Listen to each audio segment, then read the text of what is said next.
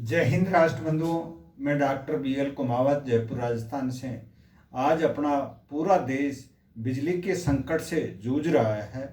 और इसके साथ ही जो गर्मी का प्रकोप है वो भी बहुत ज़्यादा बढ़ रहा है। खैर, गर्मी का प्रकोप तो एक तरह से प्राकृतिक प्रसाद है भगवान का, इसको तो अपने को सभी को सहन करना पड़ेगा। लेकिन जो बिजली की समस्या है ये पूरे देश में बहुत ही विकराल रूप से है और इसमें जो राज्य सरकारें हैं वो केंद्र सरकार पे आरोप लगा रही हैं, कोयले की आपूर्ति केंद्र सरकार नहीं कर रही है और केंद्र सरकार राज्यों पे आरोप लगा रहे हैं। वैसे देखा जाए तो बिजली का जो संकट है हर गर्मी में बढ़ जाता है और इसके मद्देनज़र अगर जो भी सरकारें थी वो पहले से ही कुछ कदम उठा करके चलती तो ये समस्या इस रूप में नहीं आती। अभी कल परसों अजमेर में बिजली के संकट से जो ICU का जो भी सिस्टम है वो पूरा बिजली से चालित तो रहता है और ICU जैसे संस्थान में एक तरह से हॉस्पिटल में जिसमें ज़िंदगी और मौत का सवाल होता है, वहाँ भी राजस्थान में बिजली का संकट गहराया। करीब 10-15 मिनट तक बिजली गुल रही, जिससे जो मौत के संकट से जूझ रहे थे, चाहे वो बच्चे थे चाहे बुजुर्ग थे, सभी एक तरह से पूरी तरह से घबरा गए उनके परिजन। लेकिन कुछ सतर्कता बरतते हुए वहाँ के स्टाफ ने इस चीज़ को मेंटेन किया और जो मुख्य समस्या है बिजली की वो देखी जाए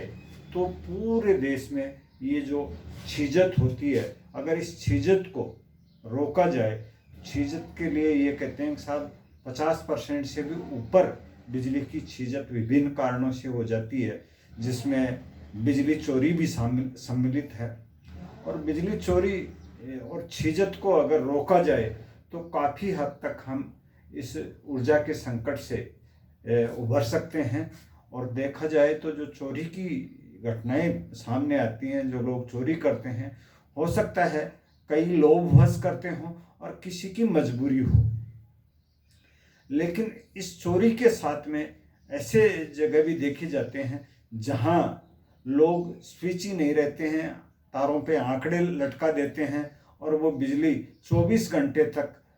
जब यूज हो, जब तो खैर चोरी करें वो भी वहाँ तक भी उनका ठीक है। लेकिन जो बिना मतलब जो अनावश्यक बिजली खर्च होती है वो भी एक तरह से इसमें अगर हर आम आदमी,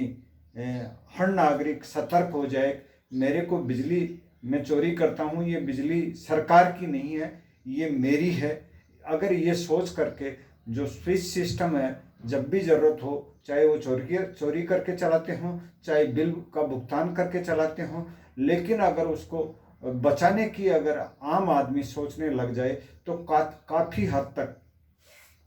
इस बिजली के संकट से पूरा देश उभर सकता है। और मैं आज तक मैंने देखा है बड़ी पीड़ा होती है कि जो राज्य का मुख्यमंत्री है या जो केंद्र सरकार के मंत्री हैं वो एक दूसरे पे आरोप प्रत्यारोप तो लगाते रहते हैं, लेकिन एक ने भी, ये अपना देश का दुर्भाग्य ही कहूँगा, एक मुख्यमंत्री या किसी मंत्री ने ये अपील नहीं की आम नागरिक बिजली की बचत को अगर उत्साहित हो, बिजली बचत करने में लग जाए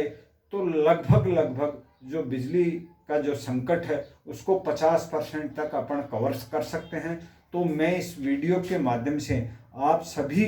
देश के नागरिकों का आह्वान करता हूं कि जब आपको ज़रूरत हो तभी बिजली का यूज करें। कमरे से अगर बाहर निकलें, पंखा है, कूलर है, AC है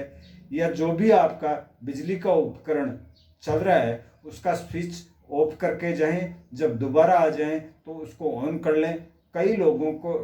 जो चोरी करके बिजली का उपभोग करते हैं उन लोगों से भी मेरा आह्वान है, मैं आपको चोरी करने के लिए ये नहीं करा कि आप न करें, हो सकता है आपकी कोई मजबूरी हो, लेकिन अगर आप इस बिजली के को बचाने के, ऊर्जा को बचत के लिए आप अपने आप को देश का नागरिक सोच करके इसको